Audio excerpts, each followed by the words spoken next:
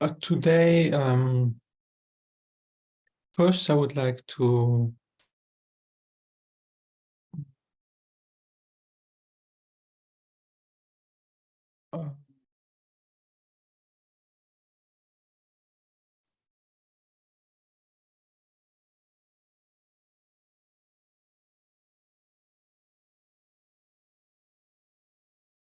so we have seen how the I appears in three different ways, right? Like the general I or the conventional I, the one that is neither inherent existent nor merely labeled.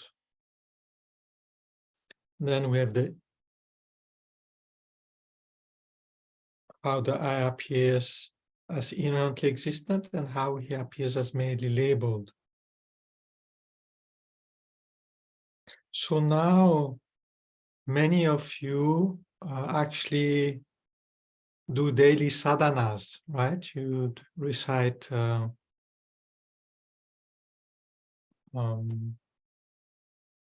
kind of tantric practice. So in Tantra, one tries to take the result into the path. So one imagine one is a Buddha, right? So we do a kind of movie starting with refuge, generating bodhicitta, and then we meditate on emptiness, and then we arise as a Buddha form.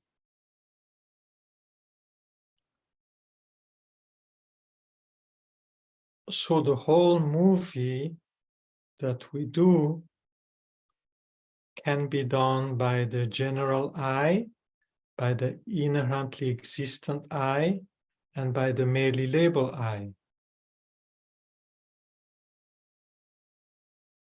And often within the same sadhana, within the same practice, we move from one to the other and to the third one.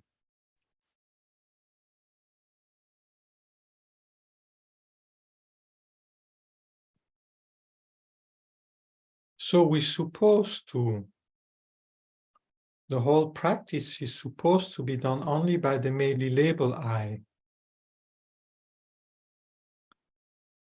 But that's very difficult for us, right? So we start with reciting a mantra like Om Sobhava Shuddho Sarvadharma, etc., or Om Shunyata Jnana Vajra, etc.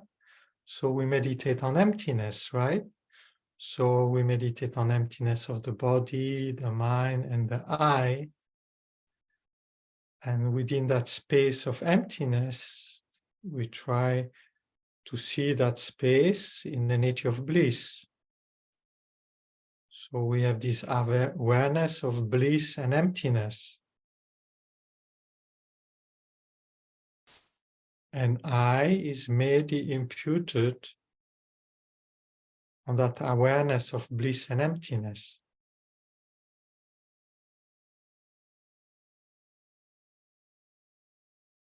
And from there, we construct whatever the sadhana describes, right? So either we arise as a syllable and then as a deity, or there's the mandala, etc. So we visualize all these movie, and then we visualize Buddhas, make offering to oneself. So the whole movie of the sadhana unfolds, and that whole movie is supposed to be empty of inherent existence in nature of bliss and void, and oneself is merely labeled on the seed syllable, then on the deity, body and mind, right? So the whole thing is supposed to be done by the merely labeled I. So we have to have this mindfulness that the whole movie and the one that does the movie exists as in mere name.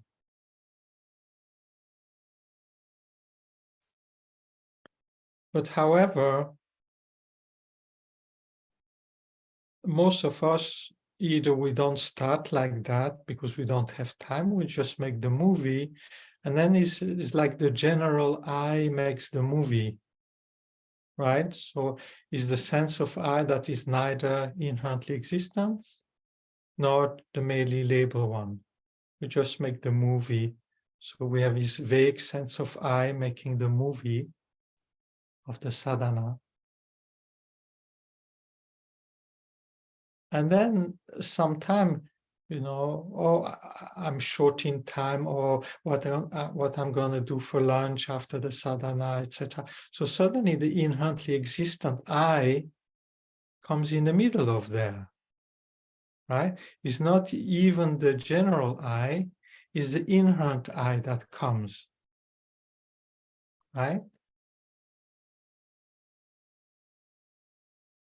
Or the inherent I makes this come, oh, today I have good concentration, or it's going quite well, or today, I'm so distracted, I don't know what's benefit, I'm doing this, blah, blah, blah, right? So the inherent I comes there and makes the comment about how the practice is going.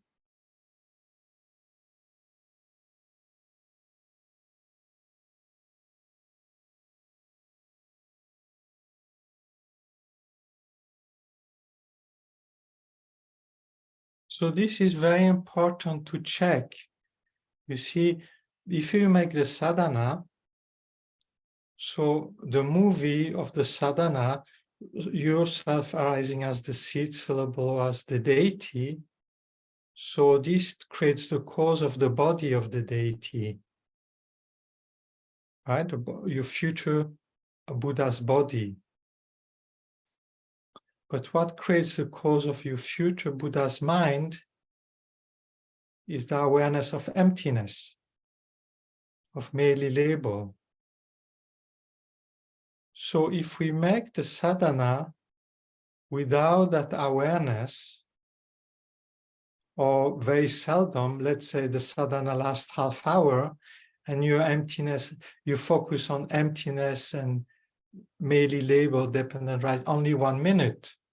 So during a half hour, you create 1 minute of cause for liberation and the mind of the Buddha, and 29 minutes of not at all, right?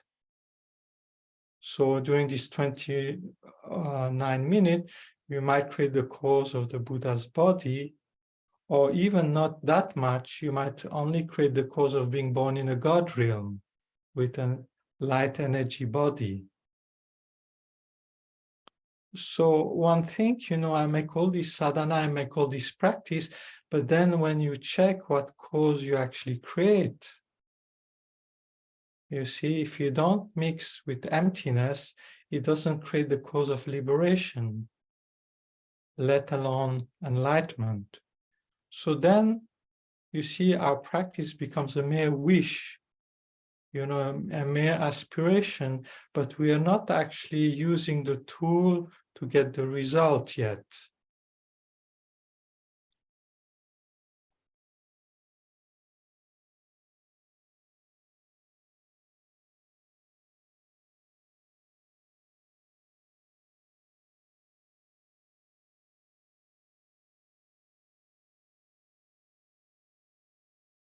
And then often we start quite quickly because we sit down and, we are limited time. So our mind of, our aspiration to reach enlightenment for the sake of all living being is also mere word. We say the word, I want to reach enlightenment for the sake of all beings, but actually, if we check our state of mind, it's just words, We don't really mean it. We don't really experience that state of mind where your heart encompasses all living beings and wish by yourself alone to bring them all to enlightenment. And in order to do so, you need to become Buddha. Therefore, you're doing the sadhana. So bodhicitta is a state of mind. It's not just blah, blah, blah word.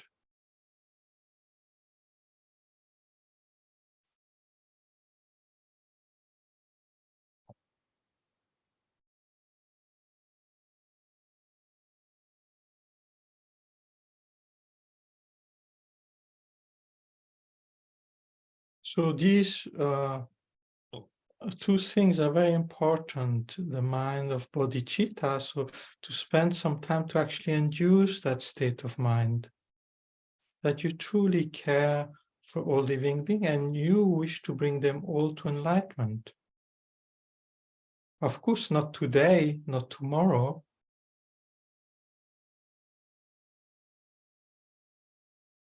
but you really want to bring that about and you wish to bring it about by yourself alone.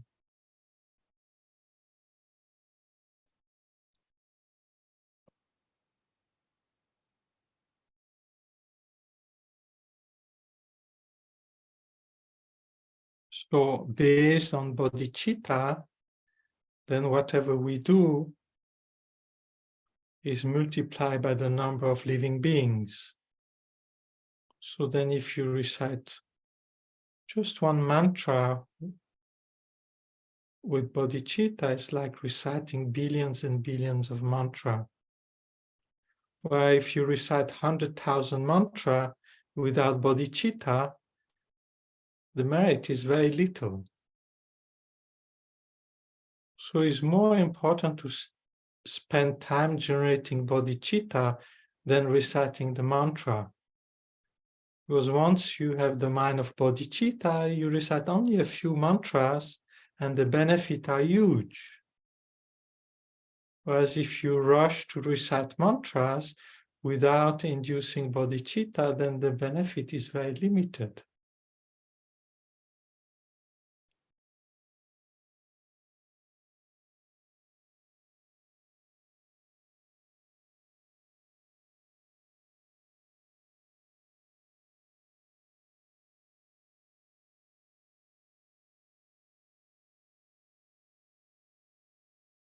So you see, most of us have commitments, where we do daily recitation. And we have done that for 1 year, 10 years, 20, 30 years. So we have to check really, you see, whether this time spent is well spent, whether we actually, whether we just recite a mental movie or whether actually we transform our mind.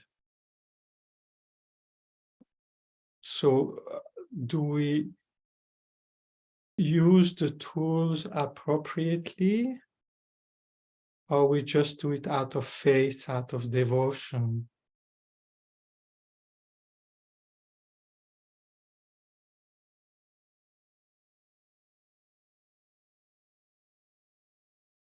So that's why I think it's very important to understand what we are doing and why and how it works to transform our mind.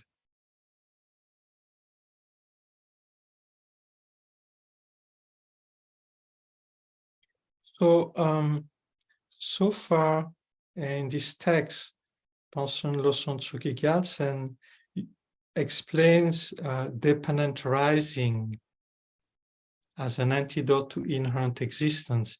So today I would like to go a little bit into that. You see, often one says dependent rising is the king of reasoning, right? So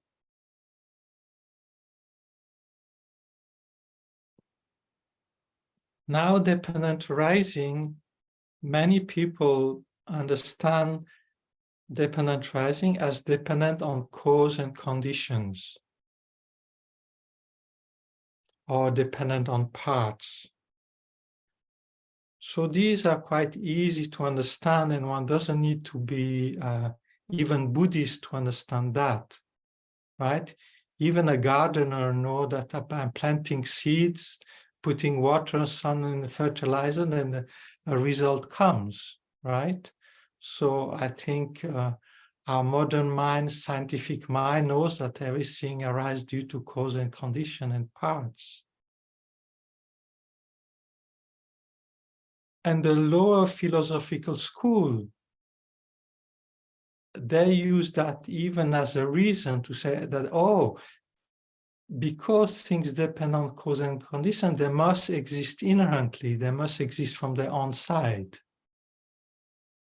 Right? As proof for them is, because it exists, because it functions, therefore it must exist inherently.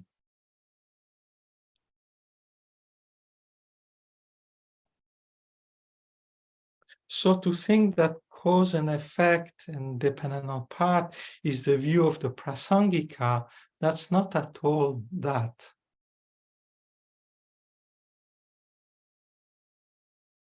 So one can focus on cause and effect and part and still see things as inherently existent.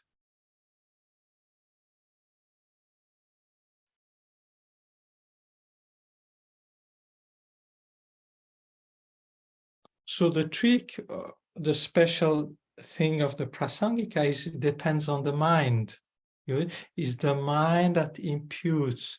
The phenomena exist from the side of the mind. They don't exist objectively out there.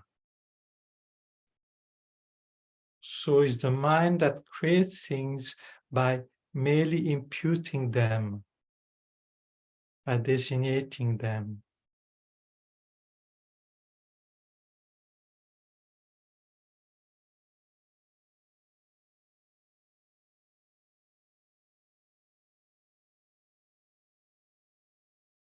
So I will read a few passages here from Panchanda Sanchagi Gyaltsen.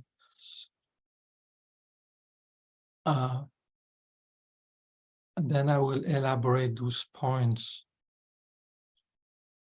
So a sutra says, however much a ghost town may appear, such a town exists in none of the 10 directions.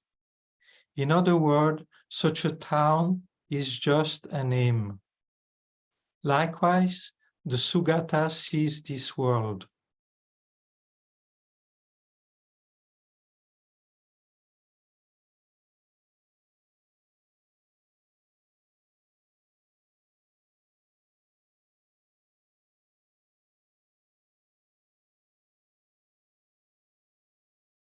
Such is the mode of being of phenomena seen by Tathagatas.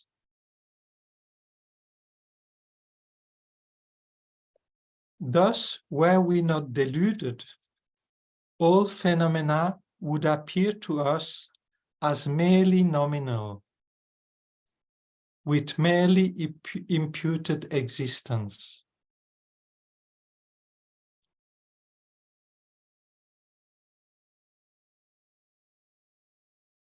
But this is not how they appear to us.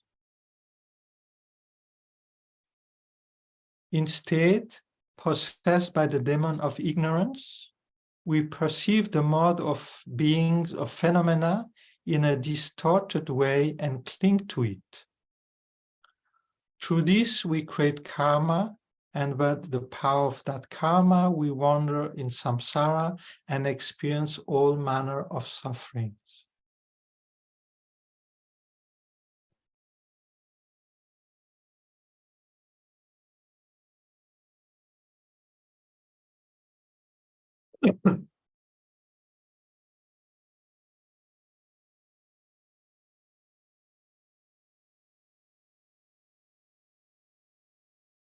Given that all instances of cognition of ordinary persons are tainted by ignorance, whatever object appears to us, we perceive as truly existent.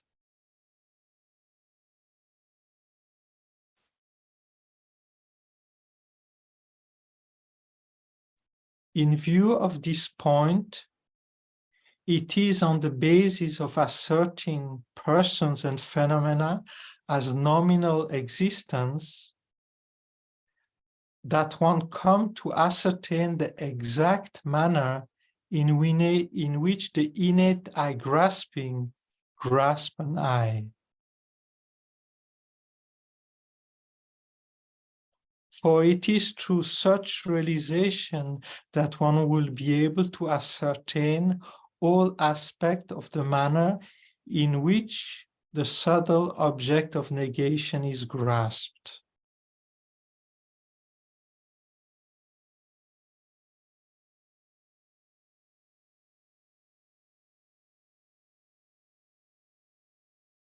So this is the important point. You see, is by focusing on how things are dependent arising, how things exist in mere name. So when you get a taste of how things exist in mere name, you see all that is more than just mere name, that is inherently existent.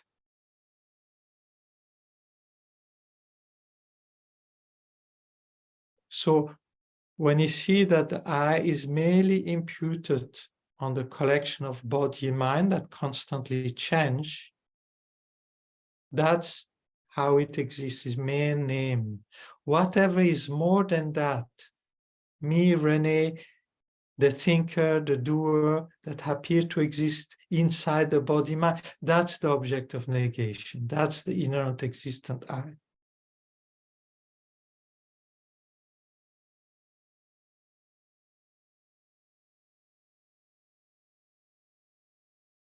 So whatever is more than just being merely imputed by mind, all that is inherently existent.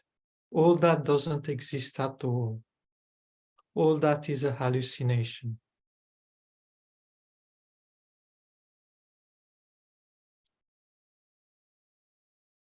So after doing Shine on the conventional nature of the mind, then you relax a bit and you let your ordinary sense of I arise. Or you focus on the merely label I is merely imputed on the body and mind. So you focus on the continuity of the I being merely imputed on the body and mind. And then the inherent I will appear on its own due to familiarity. Your I will start making comment or feeling bored or having pain somewhere or starting making plans for after or thinking about the past. So all that is done by the inherently existent I. There appear to be an I somewhere within your body-mind, having all these thoughts, all these emotions. So by focusing on the merely label, the I is merely imputed on the collection of body-mind, collection of these thoughts, collection of these emotions. By focusing on that, you see all that is extra. And that extra is the hallucination. The extra doesn't stand. You see, the one that exists is the one that is merely imputed. All the rest, the other sense of I, vanishes. So by focusing on the merely label I, you realize that the inherent I doesn't exist, and you let it go, simply by focusing on the merely label I.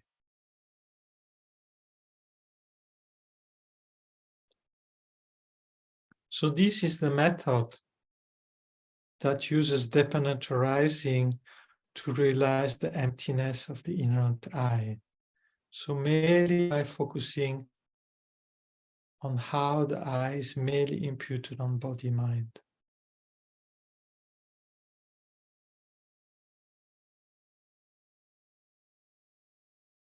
So the merely labeled I conventionally exists. But if you try to find its ultimate existence, you don't find it. The merely labeled I ultimately doesn't exist. It's a mere imputation on body and mind.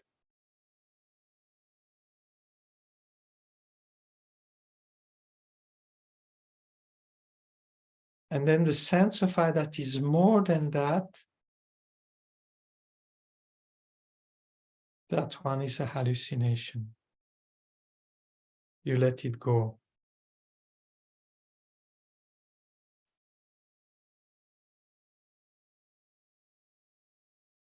Now, in the meditation that we're going to do next week, Panchalosan Choki Gyaltsen uses the second reasoning.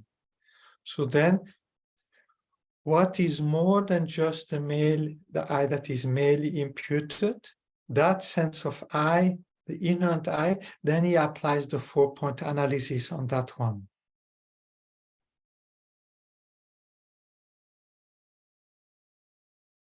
So then, you see, in this method here, one just focus on the merely labeled I, on the one that exists, right?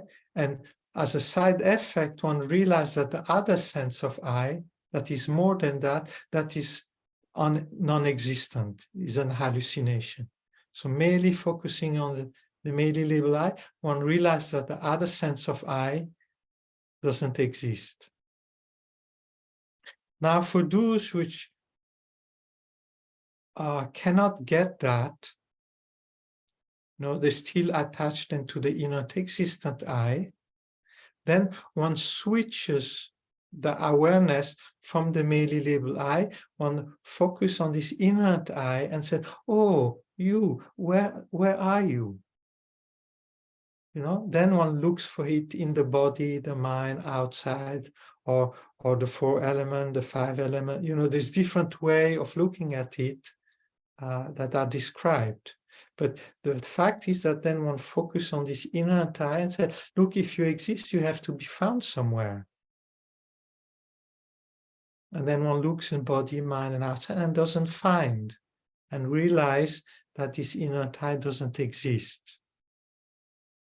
So these are the 2 methods that we found in this text.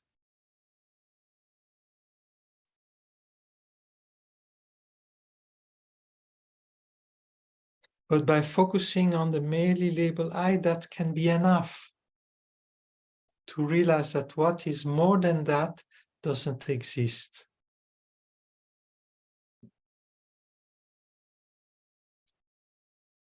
And a key point of the sentence I read here is that what Panchen Losang Chökyi Gyaltsen tries to convey is that by focusing on the merely labeled I, it makes it very clear what the inherent existent I is.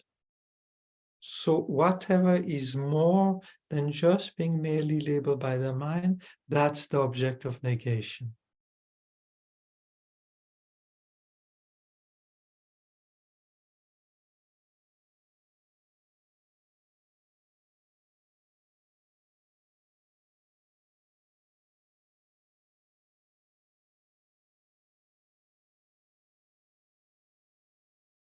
All right, so we make 2-3 minutes break and then we do the meditation.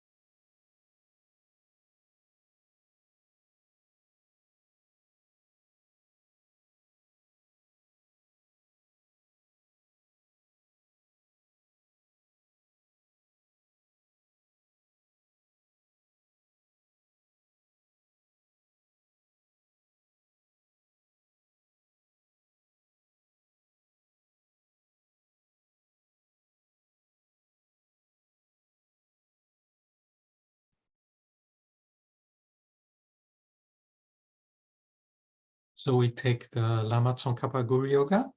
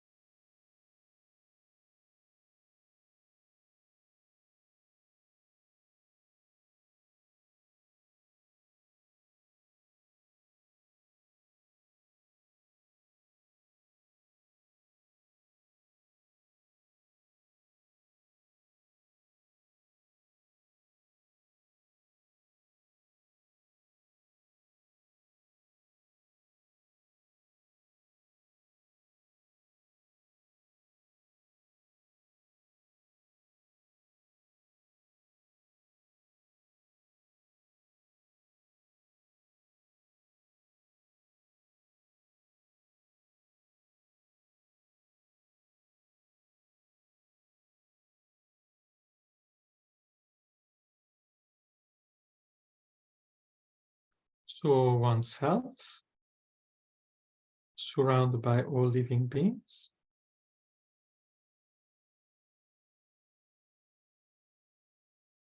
That we care for, like someone very dear to our heart.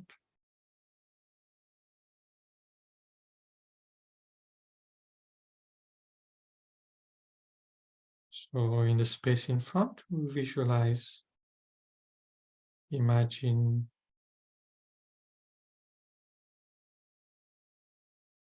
either the Buddhas in the form of Dharmakaya or as Sambhogakaya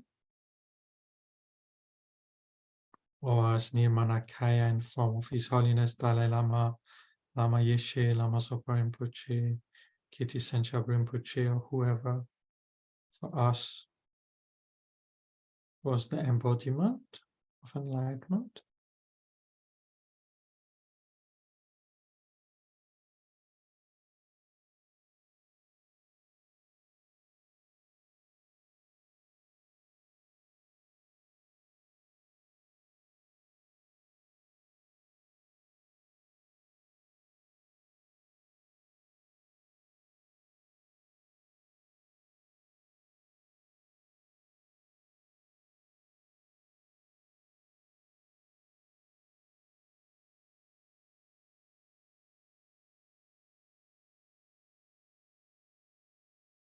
So by focusing on this outer refuge,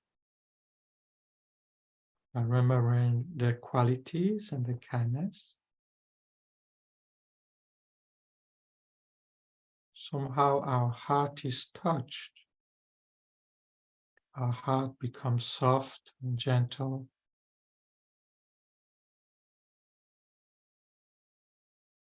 So merely focusing on the quality and kindness, it awakens our own inner Buddha nature.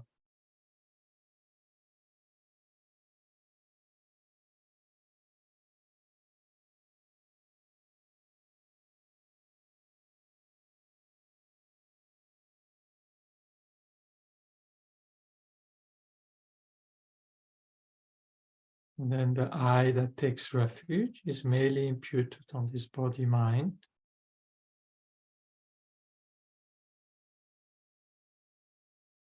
And the Buddhas in which we take refuge are merely imputed on their body-mind.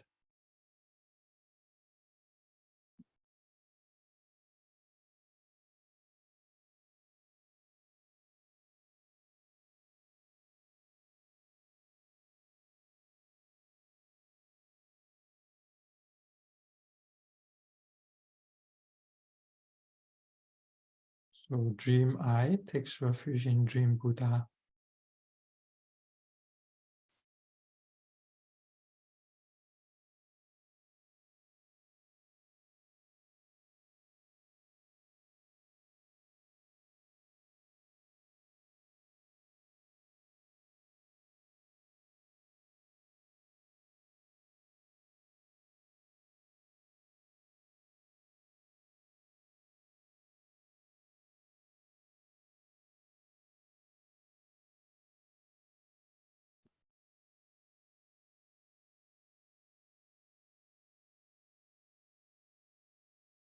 I go for refuge until I'm enlightened to the Buddha, Dharma, and Sangha.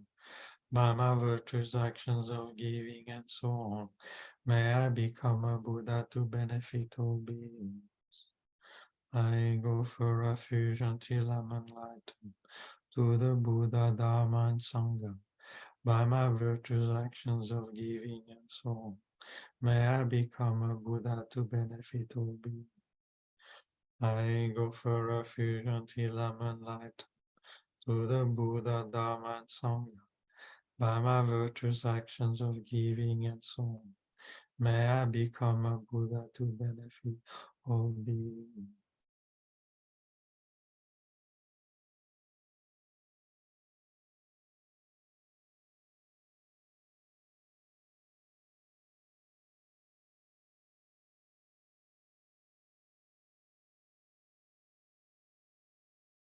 So like myself, I have the wish to be happy and have the right to be happy and have the potential to be happy because I have Buddha nature.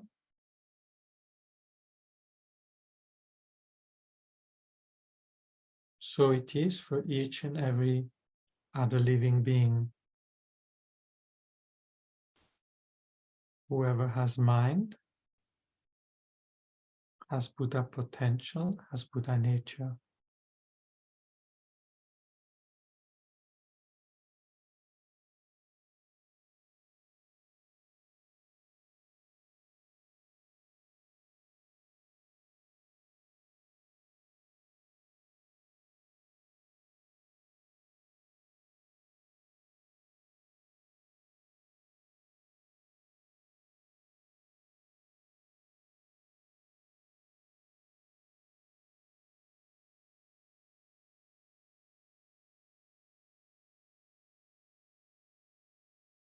And no matter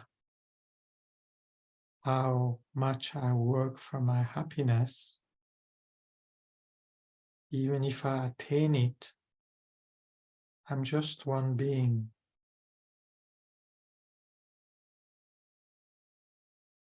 I would have just made one person happy.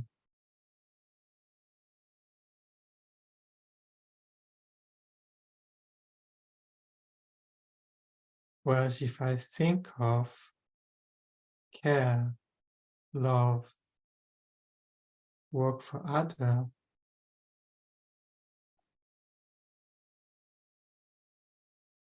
so then the number are infinite.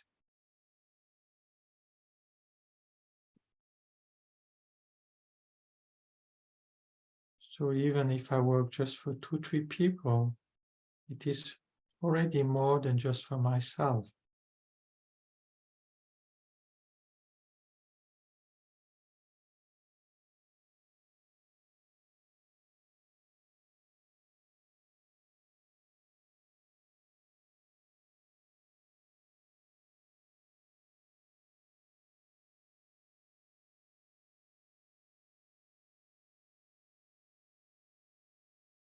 Now, if I expand my heart and care for all living beings,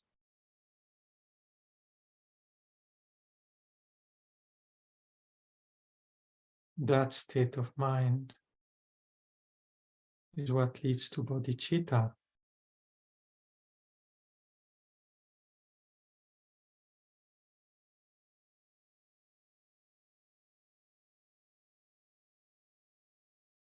So without in our heart caring for each and every living being, we haven't yet entered the path that pleases the Buddha. We haven't yet entered the Mahayana path.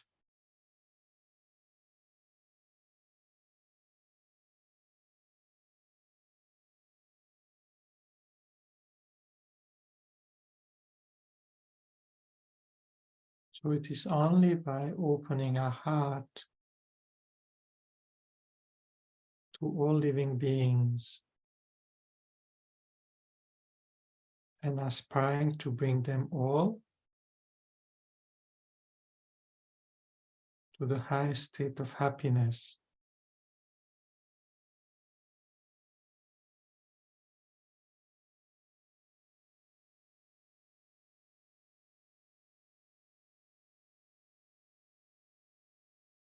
So within that state of mind, then aspiring to enlightenment,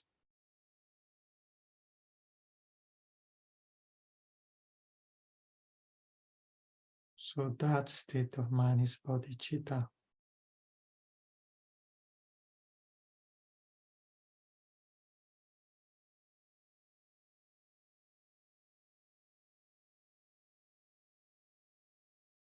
So if you compare that to our self-centered attitude, where we mostly concern about me, my friend, my family, my well-being. So the self-centered attitude is so narrow, so small, so pitiful.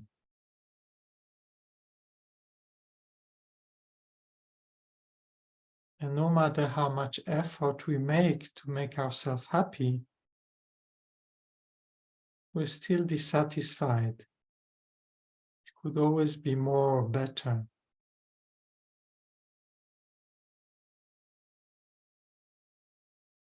And then in the process of wanting to make oneself happy, we create a lot of negative karma.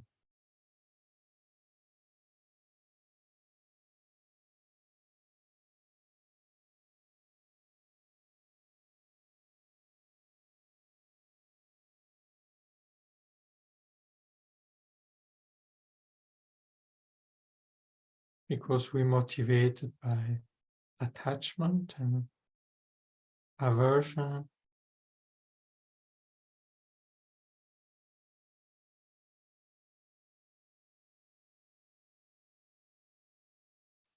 So whereas if we cultivate this mind that cares for all living beings, and we live within that state of mind, that one's attachment and aversion decrease.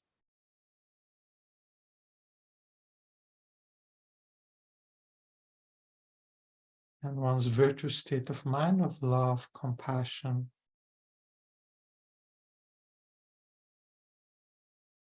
not wishing to harm, patience, generosity, all these qualities that bring happiness increase in one's mind.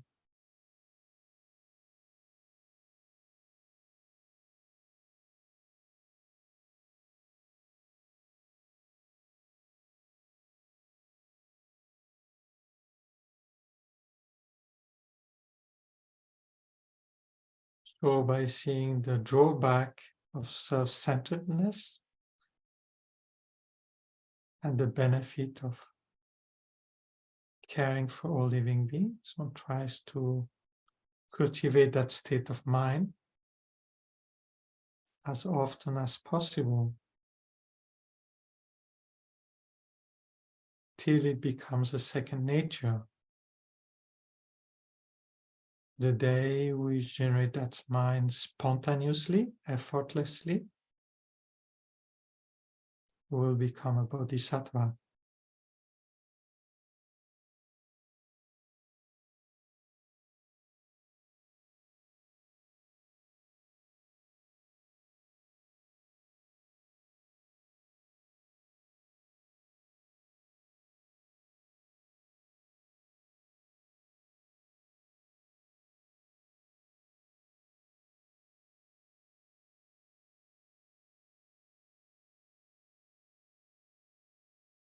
May all beings have equanimity, free of attachment and aversion.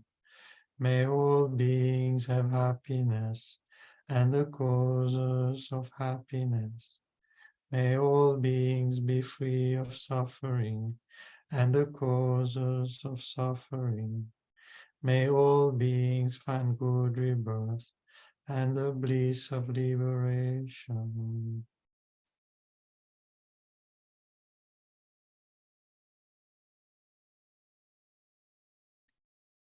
May the ground everywhere be pure, free of roughness and of flaw, soft as the palm of a child's hand, smooth as polished blue sapphire. May all space with Samantabhadras, clouds of offering be filled, offering human and divine, both actual and imagined. O Namo Bhagavate Vajrasambamadana Arade Samyak Samudaya Prayada Om Vajravajama Vajrama Deva Mahavidya Vajrama Bodhicitta Vajrama Bodhicitta Savakama Avarana Vijodana Vajayaso Om Namo Bhagavate Vajrama Arade Samyak Samudaya Tayada Om Vajravajama Vajrama Deva Mahavidya Vajrama Bodhicitta Vajrama Bodhicitta Savagama Avarana Vishudana Vajayaso Om Namo Bhagavate Vajradhamma Arande Samyak Samudaya Tayada Vaja Vajama Vajama Deva Mahavidya Vajama Bodhicitta Mahabodhi Mama Sangama Vajasakam Avarana Vishudana Vajayaso.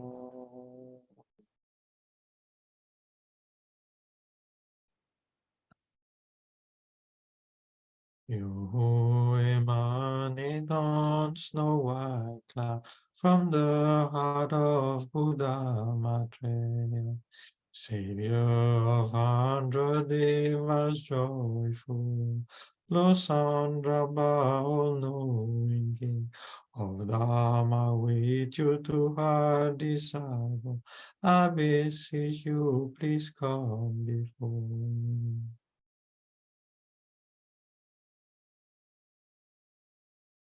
In space on lion throne, Lord, to send my kind Guru smiling within is the supreme field for my faithful. Please forever abide and teach us.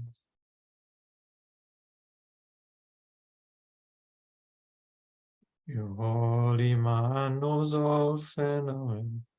Your fluent speech a sweet melody. For the years of fortunate being, your form resplendent with flame's glory. I prostrate to you who is meaningful to see, hear, and also bring to mind.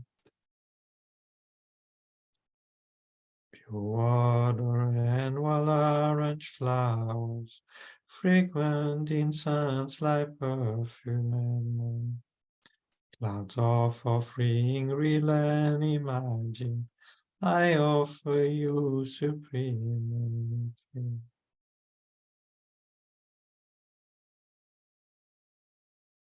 non-virtues of body, speech, and mind, transgressions of my precepts of vows, committed sins beginning last time, all I confess deeply from my heart.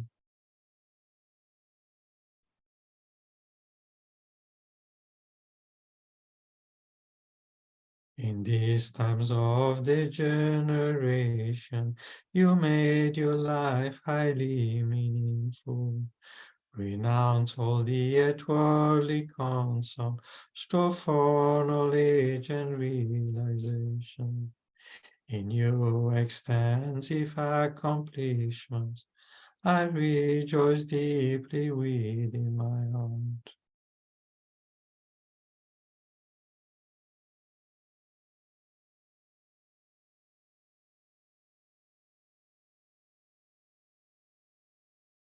Lama in Dharmakaya's clear sky, from clouds of wisdom and compassion, please rain down vast and profound Dharma upon us fortunate disciples. I dedicate all of these virtues to the Dharma of living beings, and especially the heart teachings of Lord Sandra remain forever. This ground adorned with perfume, flowers, Mount Meru, for what's on it. Imagine and offered as a pure light. May all beings enjoy His bloom. I send for the jewel mandala to you, my precious Lord. Mi metewe te chen chen ris, Dime keme wambo jombe, Dumpu mudi jomze sowe. Nonchen kepe tsugen sonka, lozan drapa shabla soam. Chen raise the great treasure of objectless compassion.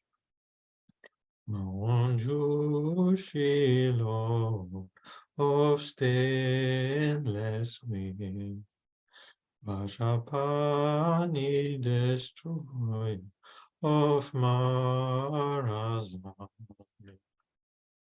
Tsongkhapa crown, jewel of Tibetan sea, Lozan to you I pray. Mi metewe dedesh.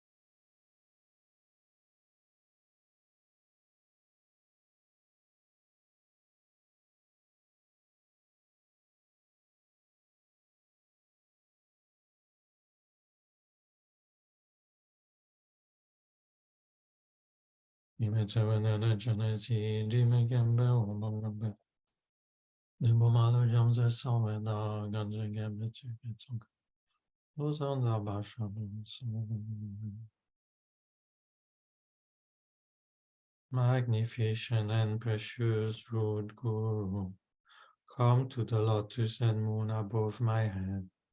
Guide me with your great kindness and grant the realization of your holy body, speech, and mind.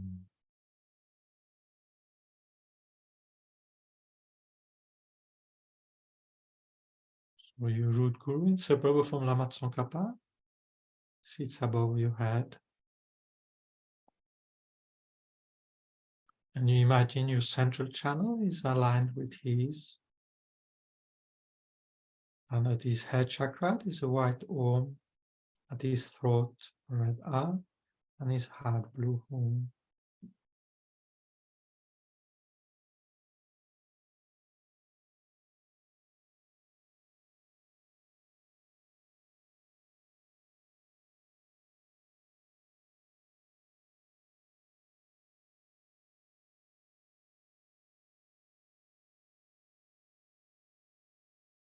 And as we chant these 3 syllables, you imagine that powerful light rays comes down on the white Om and opens your head chakra and purifies all negative karma created with the body.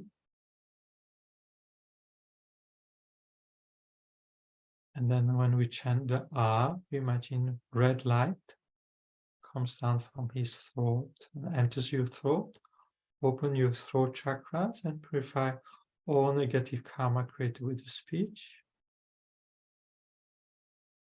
And as we recite Om, imagine blue light rays come down from his heart to your heart, opens your heart chakra and purifies all negative karma created with the mind.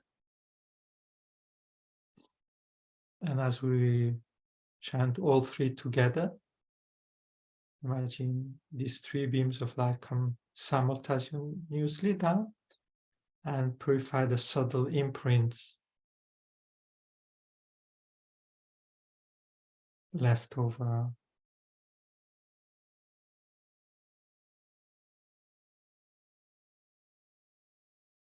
So the being above your head is Lama Tsongkhapa, inseparable from your root guru. So he's alive, he's really there from his side. If one cannot see him now, it's because of the veil obscuration in our mind.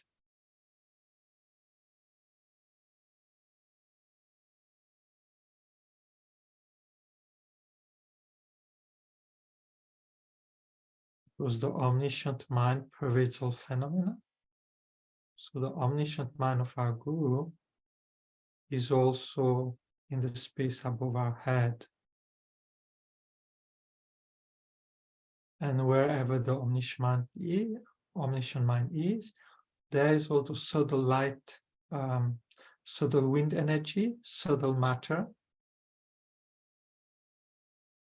So from his side, there's no obstacle from being above our head.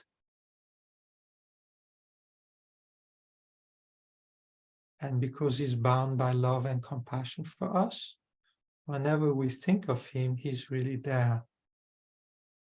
From his side, there's no obscuration to arise spontaneously, wherever and whenever.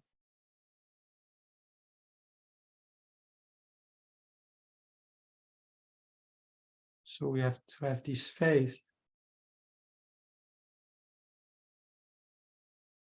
that the Guru, that Lama Tsongkhapa, is really above our head.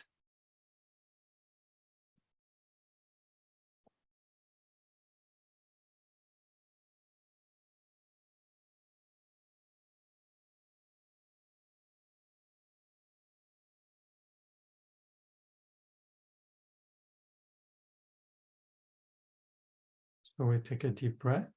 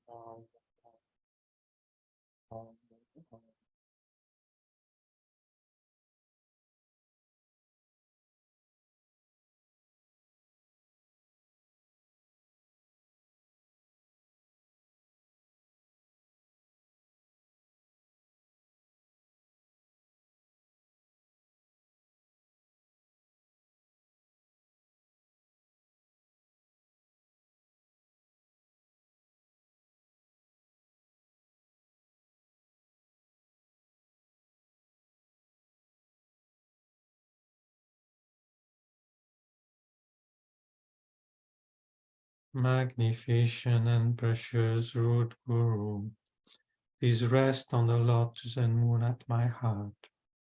Guide me with your great kindness and stay with me always until I achieve enlightenment.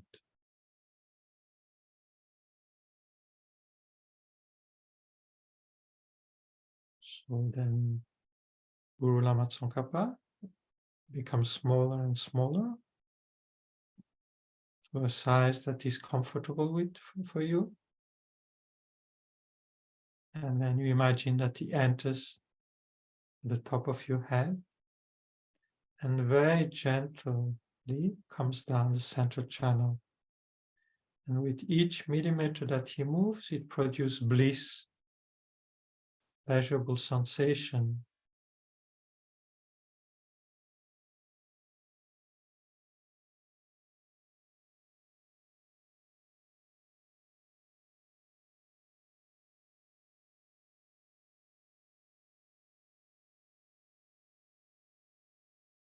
So with great joy, you welcome your Guru into your heart.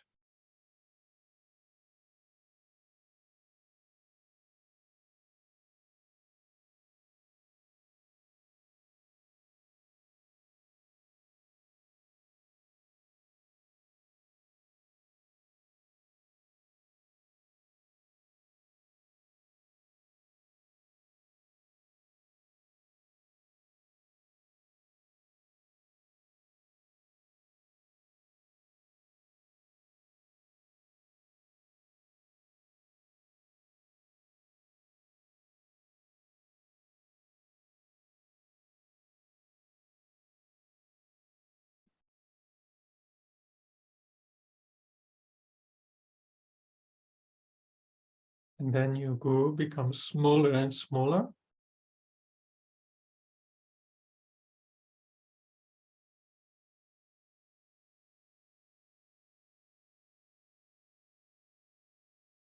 The size of a grain of rice.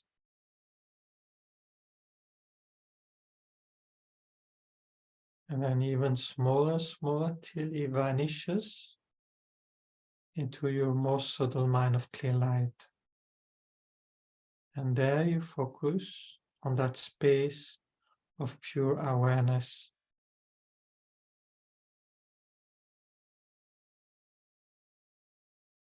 And then for 10 minutes, we do calm abiding on the continuity of this pure awareness.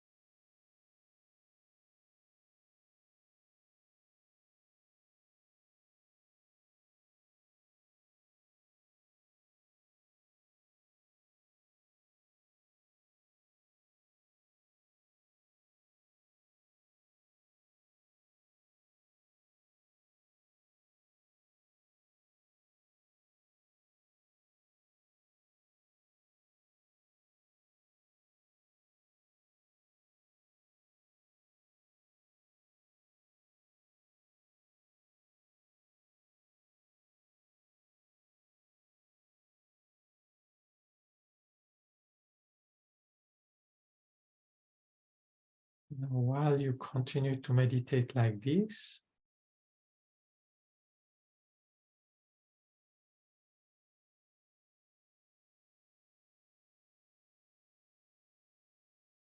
you focus on the I that exists as a mere designation on the continuity of your body and the continuity of your awareness with its thought, various states of mind. I merely designated on this continuity of body and mind that constantly change from moment to moment.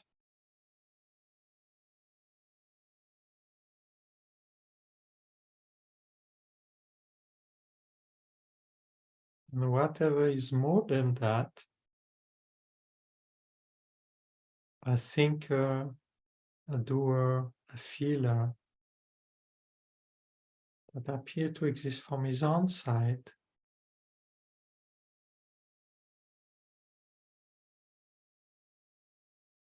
that's the inherent I, which is a complete hallucination.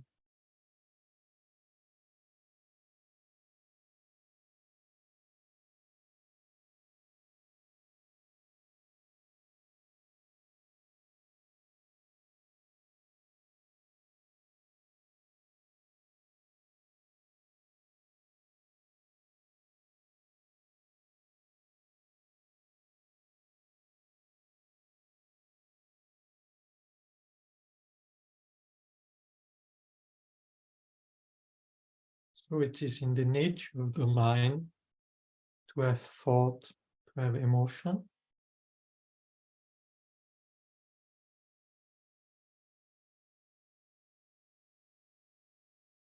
But there's no inherent thinker or inherent feeler or inherent doer.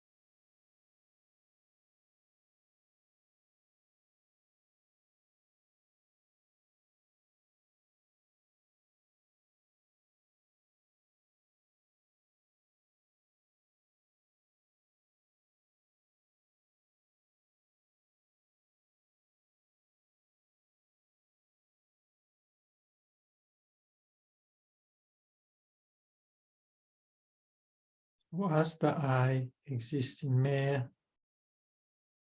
name, mere designation, you might want to hold on to an inherent mind or inherent body as the base of imputation.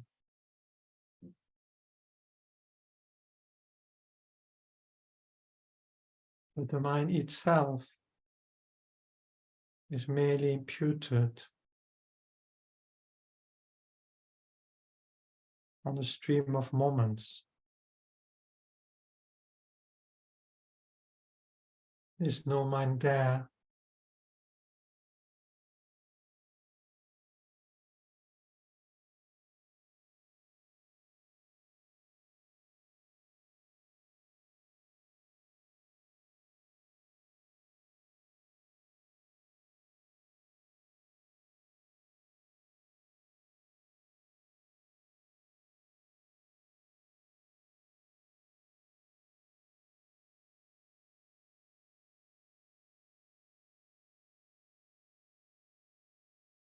And same thing, the body is merely imputed by the mind on a collection of parts that constantly change. There's no body there.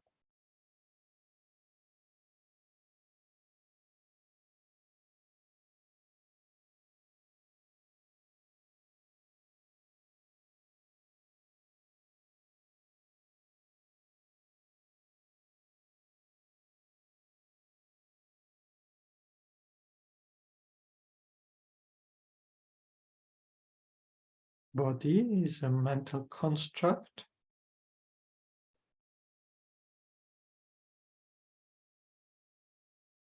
Mind is a mental construct.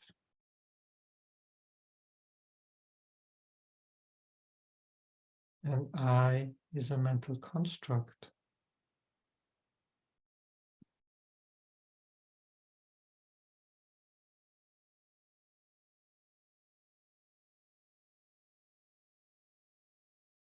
It doesn't exist objectively there.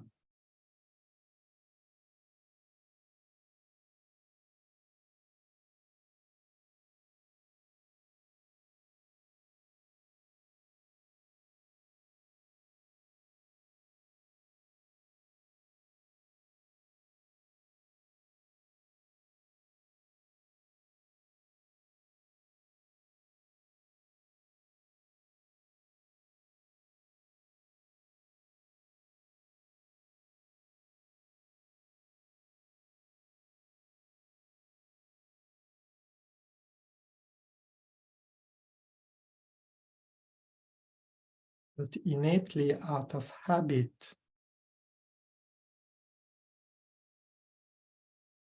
it arises again and again, appearing to exist from his own side.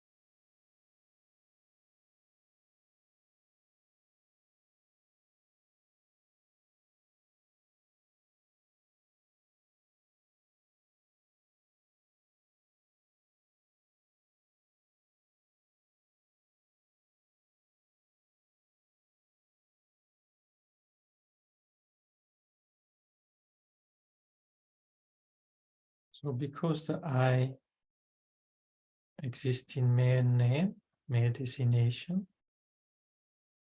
it doesn't exist there from his own side. It is empty. from its own side.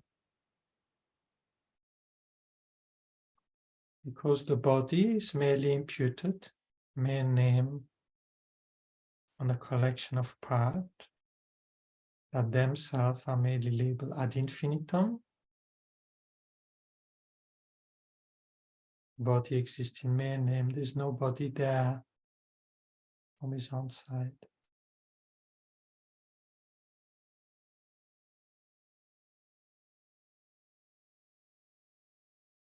Because the mind is merely imputed on this collection of moments of awareness, there's no mind there.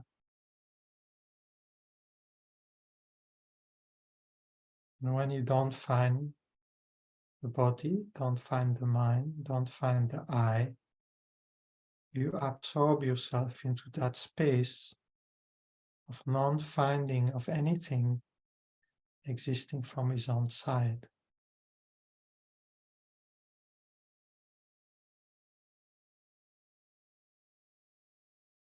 So your mind becomes like space.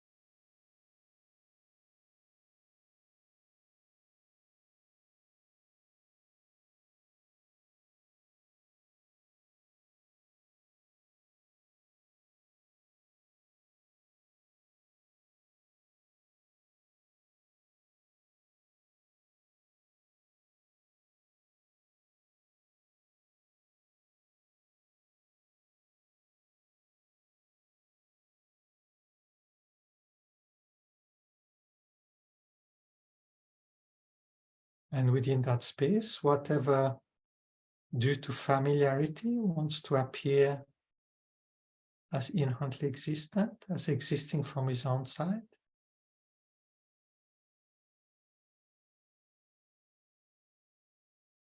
that thing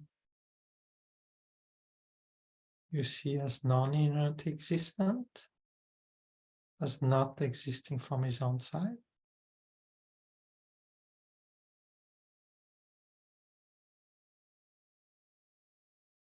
And again, you're back in the space of non-finding of any inherent thing.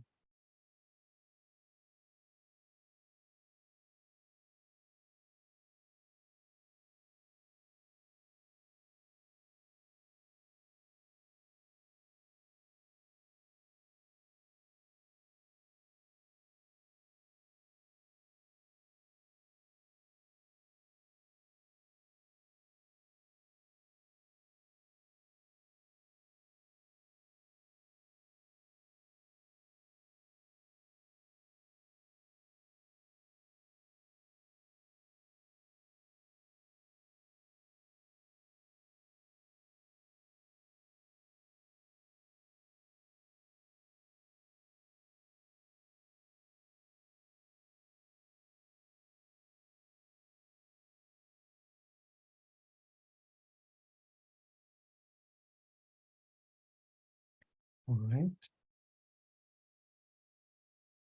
By the merit of this virtue, may I become a Buddha and lead all living beings into that enlightened state.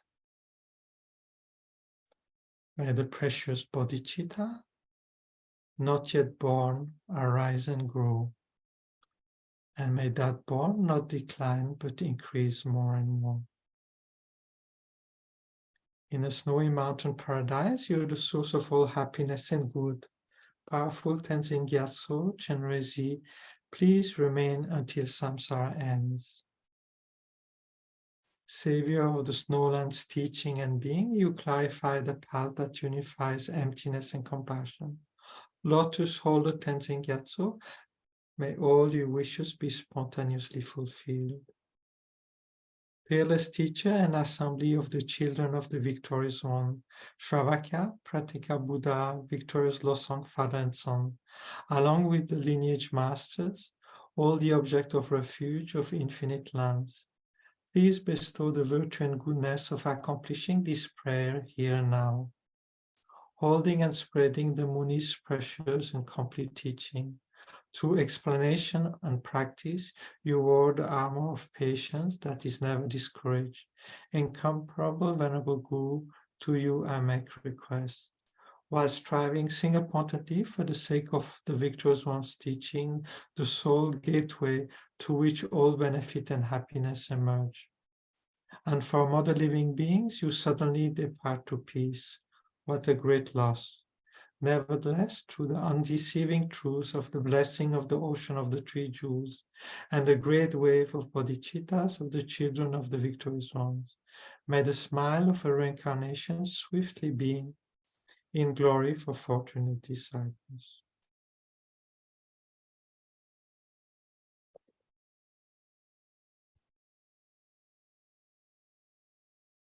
Right, so next session will be a shorter one because I have then to rush into my car to drive to Seattle. So next session will only be 1 hour next week. So so now for those who'd like, which have some question, I'm happy so we can spend, maybe 20 minutes to question answer if you feel like, and if you have to go, please, goodbye and see you next week. But I will quickly make a restroom break, and so you can think about your questions. Nope. You don't have questions? I do have questions. Well, he's coming back. Oh, okay. He said he's doing a restroom. Yes, Venerables will be right back for questions.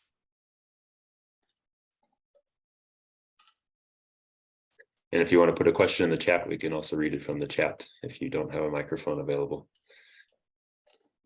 Okay. I have a question. I do too. Good. I have one as well. All right, lots of questions. Good.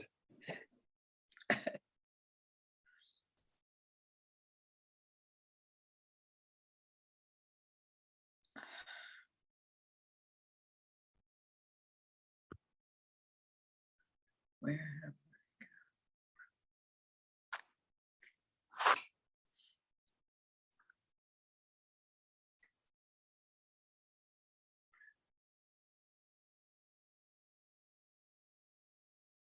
So Venerable René, we have a few questions. I think the first one was, is it Judith? Yeah. Well, it's labeled Judith. Labeled Judith.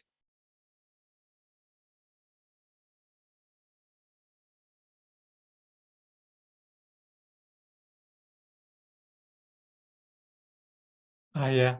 Lynn? Yes, Venerable.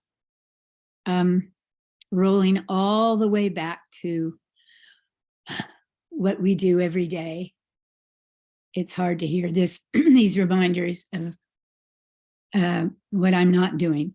And one of them I'd like you to comment on, and that is the phrase "by myself alone" when we're trying to generate bodhicitta. That has stuck with me all the years I've been reciting that. And I thought, well, is it the word myself that gets in the way? But it's just, I can't even imagine bringing everybody to enlightenment without a team of other Buddhas and Bodhisattvas. So how to think of that, or if there's a way for you to comment on that, please. I think, of course, the reality is that there are countless Buddhas helping bring beings to enlightenment, right? So that's a fact, right? And so we are not alone in doing that, right? In wanting to bring beings to enlightenment. But what this says is that actually I take responsibility to bring this about. I'm not sitting back and letting the Buddha do the work, right? I'm engaged. I'm actually taking full responsibility myself to bring this about. But of course, other people do that too, right? Other Buddhas do that too. Other beings do that too. But myself, I'm not going to lay back and let them do the work, right? I'm myself going to participate, right? And sometimes to encourage us even more, they said, well, there's some beings that can only be helped by me due to my special karmic connection with them, you know?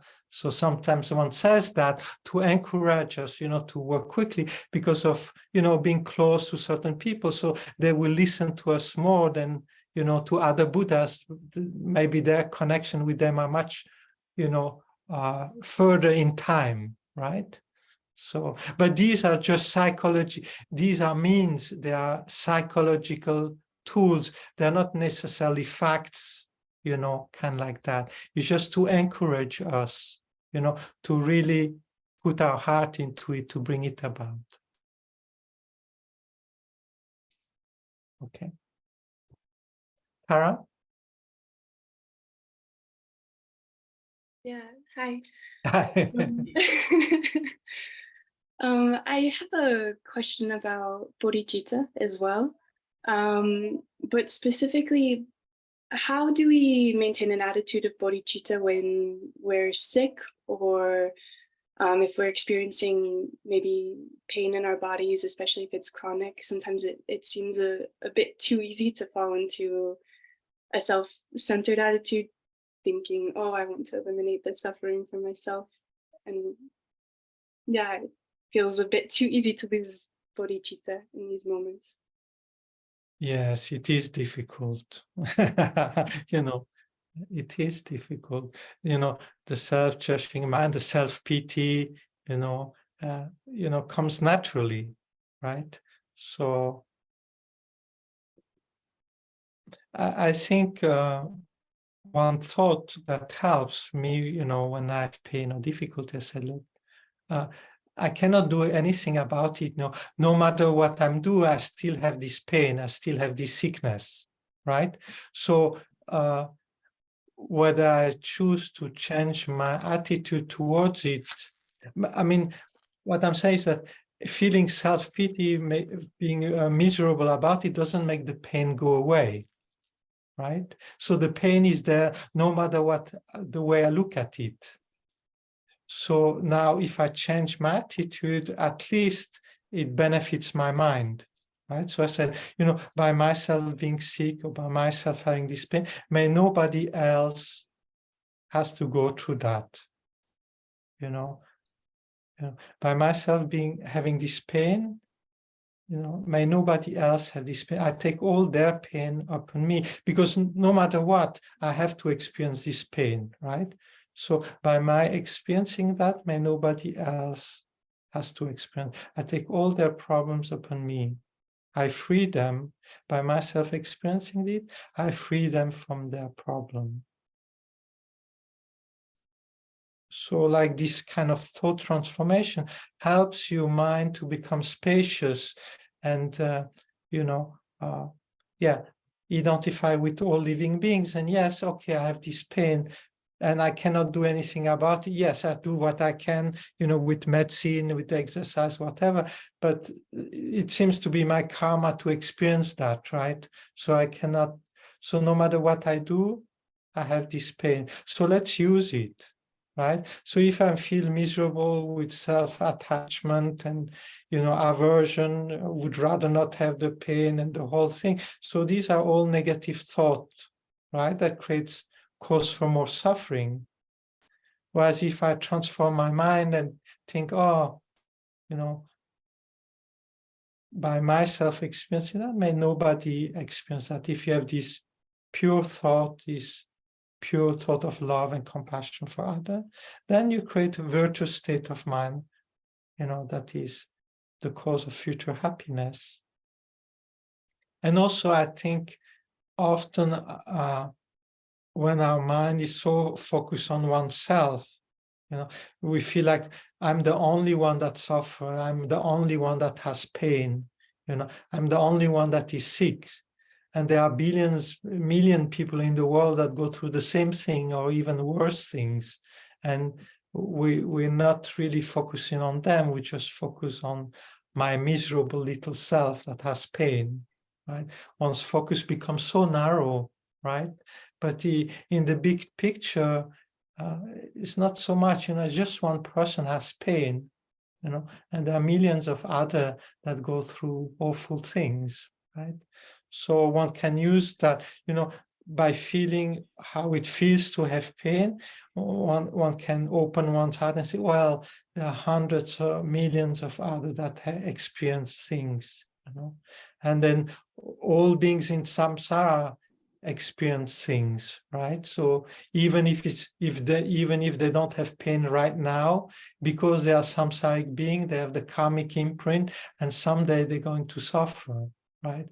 So like that, one can use one's pain to generate compassion for all living beings, because, you know, like us, they want to be happy, like us, they don't want to have pain, yet they continually create the cause for pain and experience pain again and again. So I think there one uses the tool of mind training, you know, how to use transforming pain into the path, right?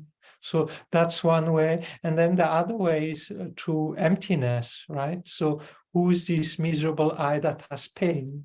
You know, where's the pain? Where's the body? Where's the mind? Like we did, you know, before. So these are the two approaches. And of course, you see what works is what you have become familiarized with. You know, so if you're familiarized with emptiness, it's going to work. But if not, it's not going to work. Same thing with love, compassion, bodhicitta. If you're not familiarized with it, if you haven't trained it, when then the problem comes, our mind of love and compassion is too weak compared to the mind of self-cherishing, right? So one has to train the mind in these things for them to work. You know, it doesn't work like that. You know, it's really familiarizing the mind with it and really, really mean it. You know, the thing has to come from the level of thought to a level where you really mean love, mean compassion, and mean empty. You know, they become not just the thought; they become kind of strong force, you know, that you can use when then problem comes. Yeah. Okay, thank you, Venerable. Yes, Bill? Venerable, thank you. I find myself feeling some frustration with continuing to look for the inherent I and continuing to not find it. And so, and I understand why to do that. I understand, I think, how to do that. But I'm finding myself in meditation, instead of looking for that inherent I, trying to open to whatever I'm experiencing in that meditation as part of a larger context. So instead of looking for the inherent I that doesn't exist, it feels like I'm experiencing some level of lack of inherent I, and part of this larger, this broader experience. I just wanted to see what your thoughts were. So it could be proper and it could be wrong. Because you see, the thing is, in terms of space, you see, there's no difference between the space of emptiness and the space of the conventional nature of the mind. In terms of appearance, is exactly the same. It's something immaterial, it's just space, right? But one has the, so if you focus on the space in which thought, emotion arise and, you know, arise, and you don't hold on them solidly, right? They arise out of the space of awareness and the nature of the space of awareness, and they dissolve back into that space, right? So in that meditation, you still see the mind as something there, right? So you're not aware that it doesn't exist from its own side. You see? So what I'm saying here is that many schools of Tibetan Buddhists would say that it's okay, that's a way to go forward. You know, you don't hold the mind, you don't find the mind, you don't find the thought, you don't find the emotion, and that's proper meditation on the ultimate nature of the mind, right? From Lama Tsongkhapa's point of view, that is not enough, right? For Lama Tsongkhapa's point of view, the problem is to hold things as inherently, and then the antidote to that is to focus on the non-finding of this inherent nature, right? So in terms of appearance is the same, but one, you see, we innately out of ignorance, we reify things, right? We see them reify things. So the only antidote is to see that this reification is not there. That's a hallucination. So the antidote to inherent existence is the insight into the non-finding of this inherent existence, right? So it has to be a non-finding.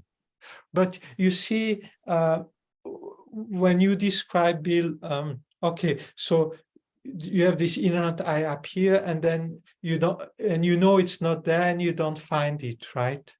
So there you stay in that non-finding, which is like space, right? But that space is a non-finding. So you stop analyzing there. You don't need to keep on analyzing. You just focus on the space of non-finding, right? And you make it sink from the level of conscious to deeper layer of subconscious that reifies constantly. So you focus, oh, it's not there from its own side. You know, so you stop thinking there and you stay on the continuity of this non-finding. So you don't let that experience turn into a positive. You see, what the mistake we make often, so the reified sense of I appear, and then we don't find, okay? So the first few seconds, we are in the non-finding. But then the non-finding disappears and it's just space. So instead of becoming an antidote, a non-finding, it turns into a positive, the conventional nature of the mind. So the trick there is to catch, you see, oh, this appear to be there and I don't find. And then you stay in this few seconds of non-finding.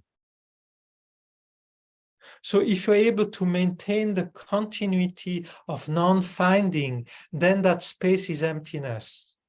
But if you lose the continuity of non-finding and it turns into just space in which thought and emotion arise, then that's the conventional nature of the mind. Then you have to let the inner I appear again, and then focus non-finding, and you try to extend the duration of the space being non-finding instead of being a positive. Does that make sense? Yes, I think I was thinking that non-finding was failing. And it sounds like what you're saying is non-finding is not failing. No, It's non-finding is the real finding, right? So non-finding, that's the proper meditation. You see, the non-finding is the experience of emptiness, right? You see, Thank you so much. You see, the problem with things, we reify everything out of beginningless habit. So the only antidote to that reification is the non-finding of that reification.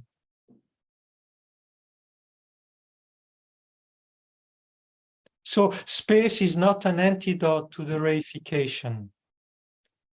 The antidote to the reification is the non-finding of this reification. Okay? Thank you so much.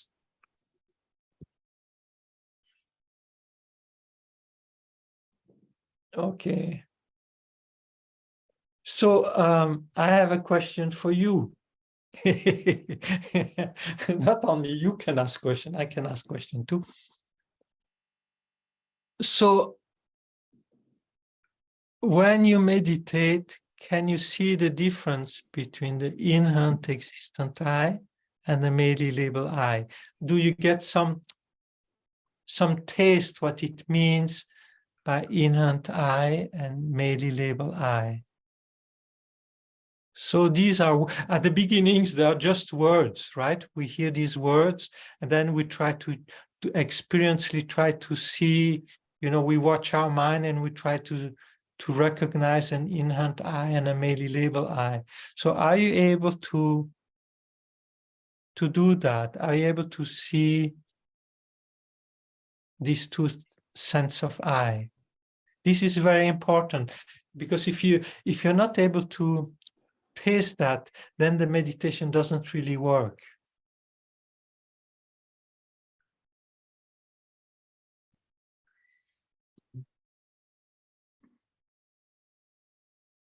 Anyone?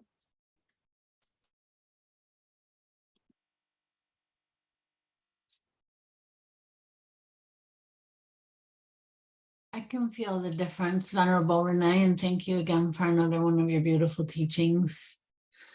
And the difference feels like there is a material, something to grasp versus something that is spacious. Yeah. So the first one is, one has the feeling of something to grasp. And the second seems to be just a process. There's nothing there really. Yes. Is a mere designation on a process of a stream of thought, a stream of body. You see, on that process, we simply designate I, even though there's no I there. Is it fair to call that process a type of energy? Yes. As long as you don't reify the energy, as long as you don't, make solid energy. Yeah, you can say it's energy. Yes, there's an energy there, right? Yes. And it feels like a moving energy or a moving something that is not solid. Yes. That doesn't necessarily feel like matter that I want to grasp for. Yes. Yeah, that would be yes. So one thing one has to notice, you see, it take a while, you realize that the merely labeled I at our level is another concept, another thought, right? So we merely label I on that process, but before the path of seeing is merely labeled I is an idea, a concept, a word. You see, it's something solid, right? Even though we say it's merely label, right? But that very idea of merely label I is still a little bit solid, right? And that merely label I, as we progress, becomes less and less a thought, less and less a concept, a mental image. It turns into a direct perception, So we have to realize that at this level, we still use thought and concept and idea, that even the merely labeled I is another idea at our level, right? And there we have been trained for years to define who we are in our education system. Who are you? Where are you from? What is that culture like? What is that, right? What do you know? What is your label? And so it's almost undoing what we No. That's the general I. The conventional I. The conventional I. I guess, but when we're in school being taught, you know, who is Denise? What does she stand for? What, oh, and then Yes, so you see, let's say the general I, you know, I'm born there, I've been to that school, I've done this, I've done that, you know, I studied this, and all this is the general I. yes. That's okay. You see, but then yes, then we say, oh, you have to be proud, you have to have self-esteem, you know, you have to, you know, you have to prop yourself up. You know, it's like you have to have an How we ego, relate you know, to the you have to general. have- so on the base of the general I, one asks, you know, one has kind of this inherent I that one builds on top of it. Got it. Great. Great. But the general I is valid. You see, even the Dalai Lama say, I'm born here, I'm doing this, I'm doing that, I'm going here, I'm going there. Mhm. You know, I think this, you know, that's my opinion. So, you know, all this is valid. This is not necessarily the inherent I. I understand. Yeah. Thank you. So, yeah, so often we think that emptiness, there's no I left. You know, that the person that has realized empty has no personality. And yet we see all our gurus, they have strong personalities. Mhm. You know, they're different, right? Mhm. So do they have, you know, do they still have self-grasping? Obviously not, right? So you see, there's more that is left than we think, right? Yes. So what is negating is this reification, and that's, you know, so it's not the thing itself. There is body, there is mind, there's personality, there is thought, there is emotion. The whole thing is there, but not inherently. So that's the challenge. Thank you. Cyril? Yes, Venerable René. So if during my meditation I'm looking at the merely label I because I see the continuity of my awareness, I see the continuity of my body. So I'm looking at my merely label I. How do I go to the step of emptiness at that point? I have to, I'm watching the merely label I, and then I have to consciously say, inherent I appear now? I mean, how do I take No. that step? Yeah, so what you do is correct. So you focus on the continuity of the merely label I, right? But then you see, that's your main focus. But at the periphery of that focus, the inherent I will bubble up. Naturally. Okay, so while continue to focus on the merely label I, the one that exists, on the periphery, the inherent existent I appear. So with the proof, with the reason, well, I focus on the one that exists, the merely label I. So that one has no base for existing, right? So you focus on that, and then from time to time you jump and you say that one doesn't exist, and you focus then on the emptiness of the inherent I, right?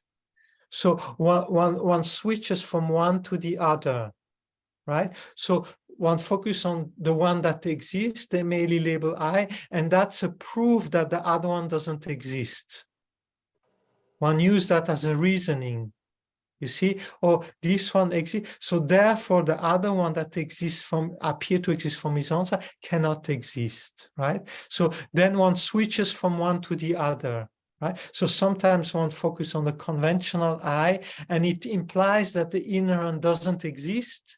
And sometimes one focuses on not finding the inherent one, which implies that the conventional one exists, right? So both help each other, right? So sometimes one focus on one, and this implies the other. And then one focus on emptiness, and this implies that the merely label one exists.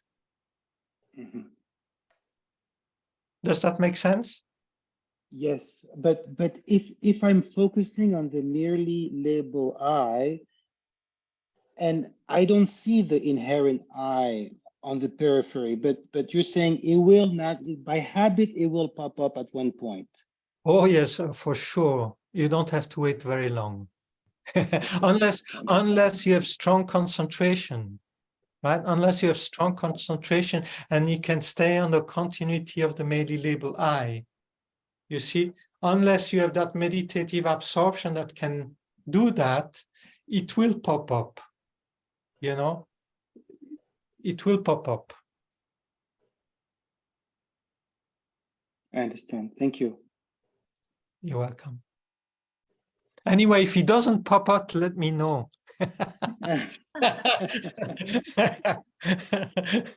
What does it mean? What does it mean if it doesn't pop up and you're just on the and you're able to just watch that merely label I as long as you stay in meditation? What does that mean? Well, that's mean one, that you have good concentration, and second, you see, even though the I, the inner I, doesn't pop up, you realize that it doesn't exist. It doesn't need even to appear. It is implied. You see, by focusing on the merely labeled I, it implies that the inherent one doesn't exist. But then the problem is you never taste emptiness though, right? But emptiness and dependent arising are the two sides of the same coin. Right. So actually, when you really focus on dependent arising, emptiness is there.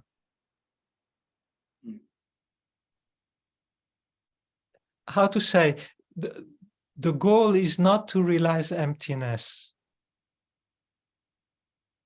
The goal is to realize dependent arising.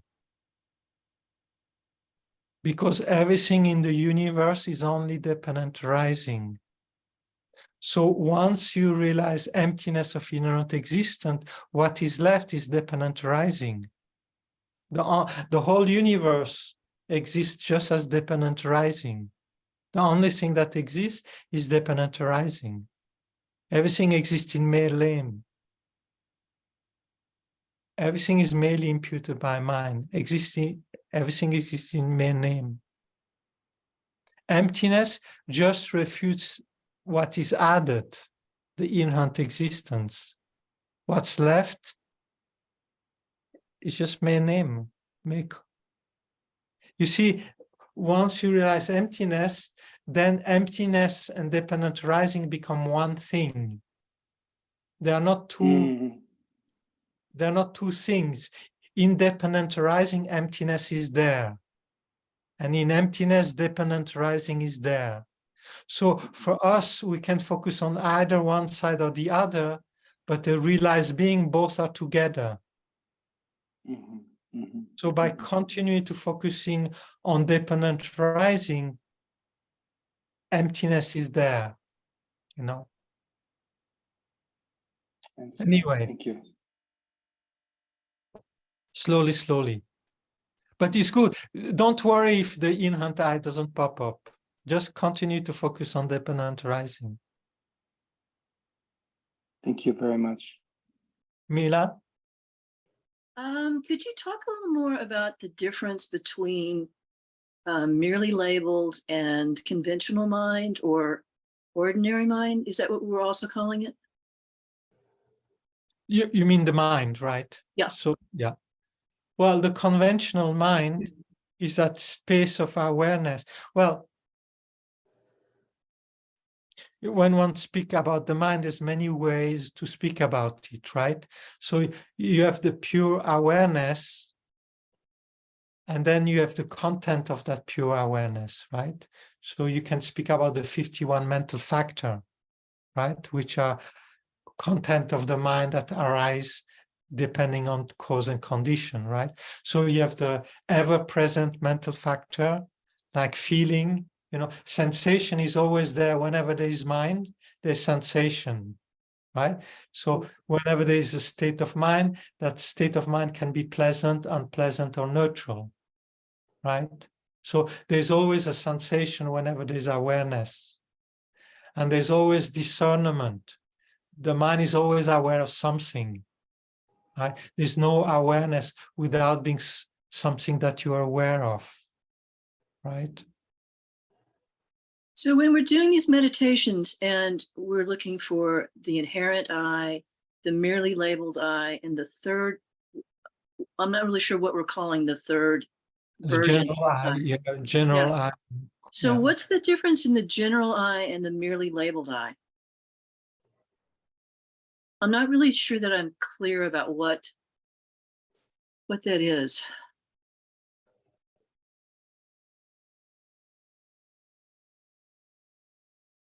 The general I is the one that is, how to say,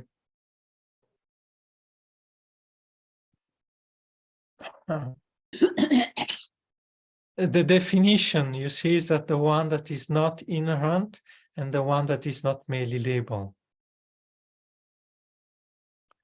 And it's also called the conventional I because it speaks about the convention of this world. You know, I'm doing this, I'm going there, I've done this, I've studied that, you know. So it speaks about facts about your life, right? So this one doesn't look for how things actually ultimately exist. It just speaks about fact about your life, you know. Whereas when you look for how things ultimately exist, so there you realize that even the conventional I you cannot find, right? Even the general I you cannot find. Under ultimate analysis, you don't find any I. And then if you look how conventionally things exist, and you realize that the I is merely labeled on the continuity of body and mind. The I is merely labeled on the continuity of the conventional I, so to speak.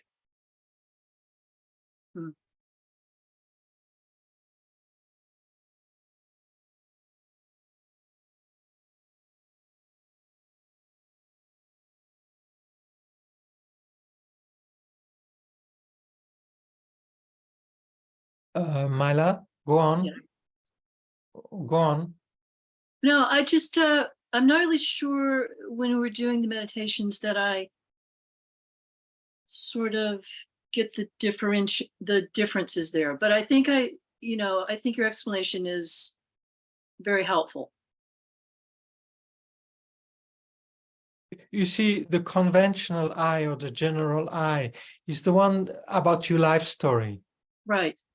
The one, you know, the one you speak about. Facts. You speak about facts about your life. Right. So that sense of I is not necessarily inherent, right? It's not like you reify, you make a strong ego out of it. Right. You just fact, right? Yeah. No, I get that. I understand that.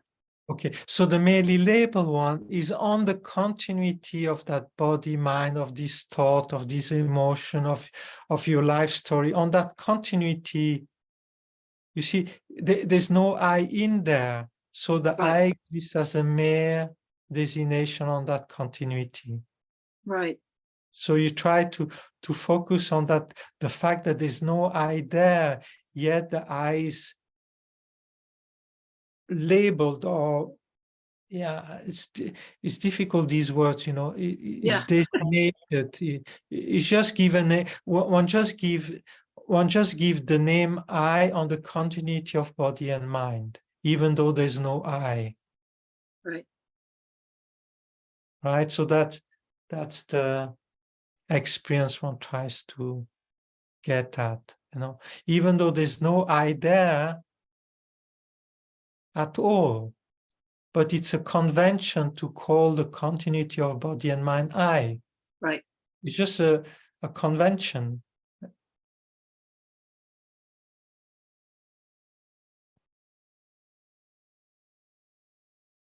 Okay? Okay, I think I understand better. Okay. Julie? Hello, Venerable René. Hi. Hi. I really, really appreciated the term that you gave us 2 weeks ago, the vague eye. And it really helps me to talk about this phenomena that you're asking about. And I wanted to ask you if I'm seeing this the way you're describing it. So I meditate, I sit down to meditate. We're doing the sadhana. That's the conventional eye, sitting down to meditate. And I drop into the awareness of that eye. So I'm no longer labeling it, but I'm observing it. I'm it. I'm in it. I'm being there. I feel the presence of it. So now I went from the vague eye to the conventional eye to the merely labeled eye. Now I'm just being.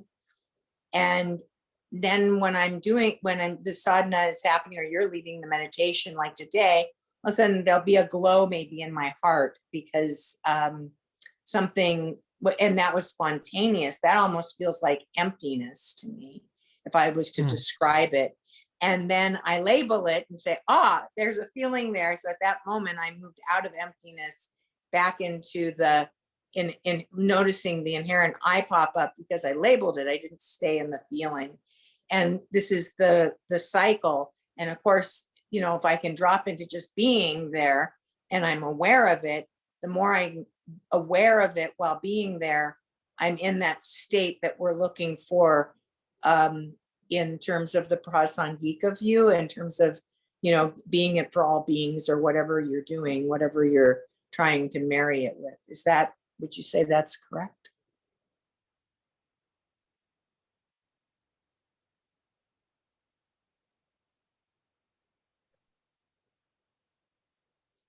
Yeah, it goes into the right direction, right? So gradually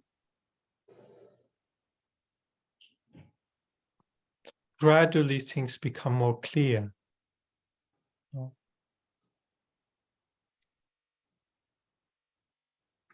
You see, when one focus on emptiness, one focus on emptiness, and one focus on bodhicitta, one focus on bodhicitta, and then later one unifies these two.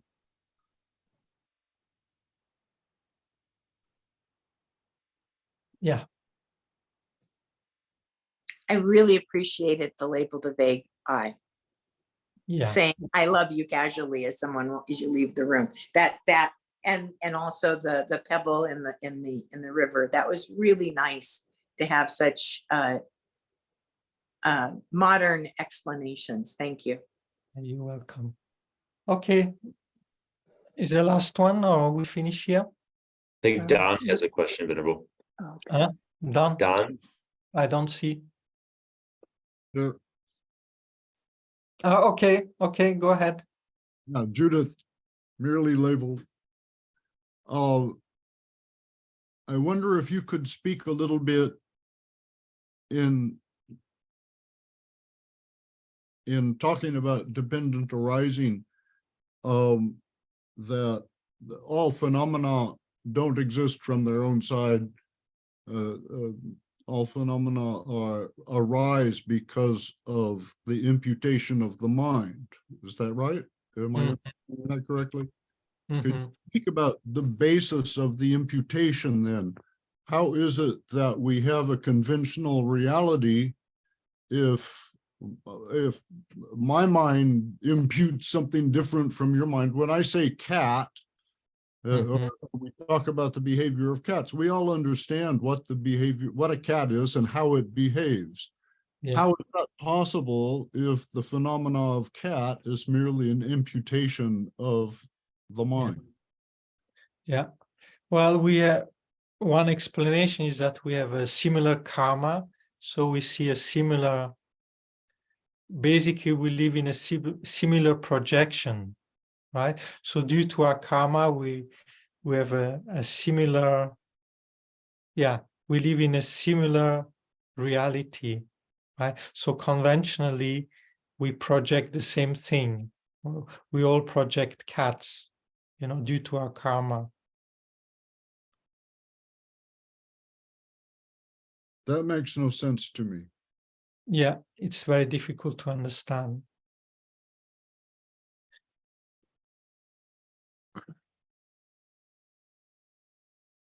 Is there a basis?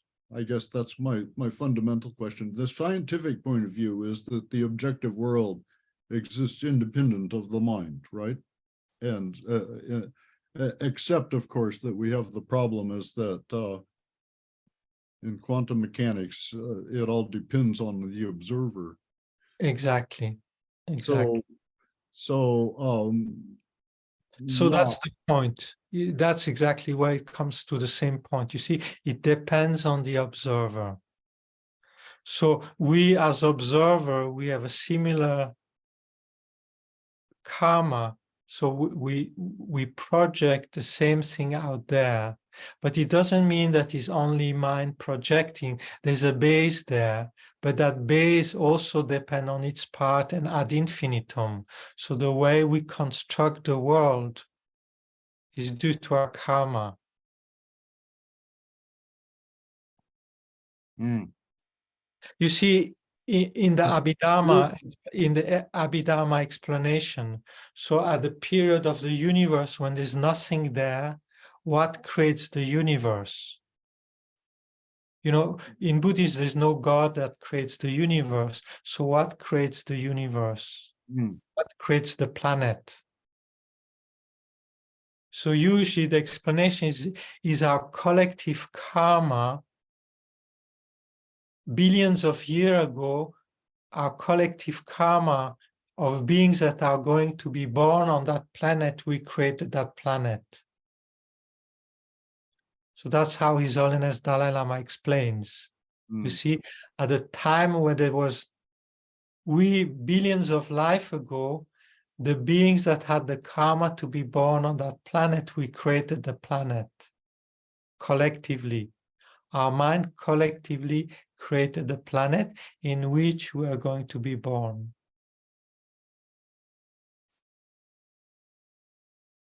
So, but this is the perspective from the Abhidharma. This is not something to do with emptiness or, you know, how things ultimately exist. So you see, this can still appear to exist from his own side.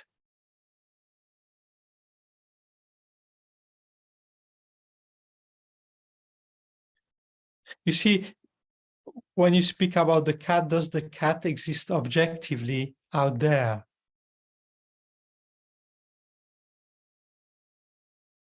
Or is the cat merely labeled by the mind?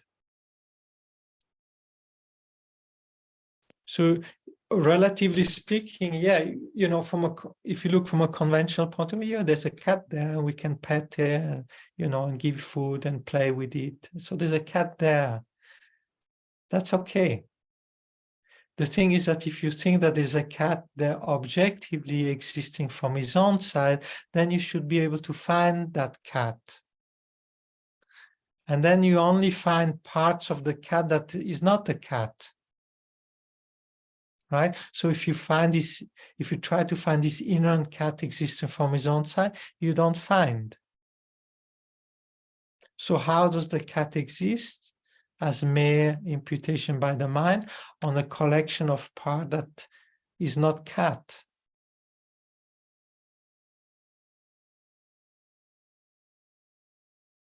Does that help? No, I'm not sure. I wonder if from the cat's point of view, if that argument makes sense. No, it doesn't. Of course not. The cat wouldn't be happy at all.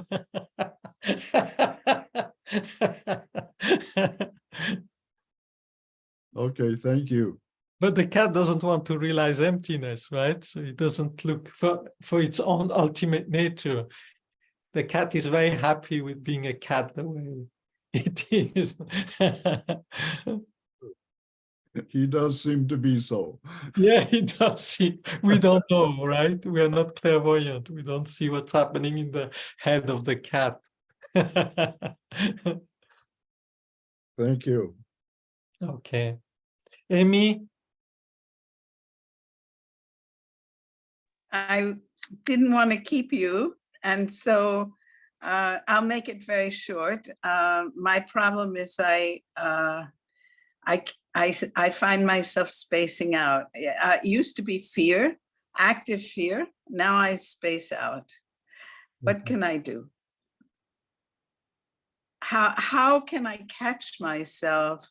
Do you have a suggestion for catching oneself just before the spacing takes place? Well, spacing out when you meditate on what? When I meditate on the conventional nature of mind, of the basis, that's when I space out. Well, the antidote to space out is calm abiding, is concentration. Is to stay focused on whatever you decide to focus on, right? So spacing out means you have forgotten the object, what you're supposed to focus on. So it's mindfulness then? Yes. Is that what you're saying? Yes, mindfulness. Yeah. Mindfulness is to remain focused on whatever you focus. Space out could be called inattentive awareness, inattentive attention, right? Okay. So yeah, I think many people think they meditate on emptiness and they space out, so that's that's the danger, if one is not precise enough, one kind of space out, and just focus on, and basically that's even spacing out. You don't even take awareness as an object of your attention, right? You don't even have that much. Right. Yeah. So basically the antidote is mindfulness. Yeah. Okay. I think that's. Thank you. Okay. Thank you very much. So see you maybe next week. All the best. Thank you so much, Venerable. Thank you, Venerable.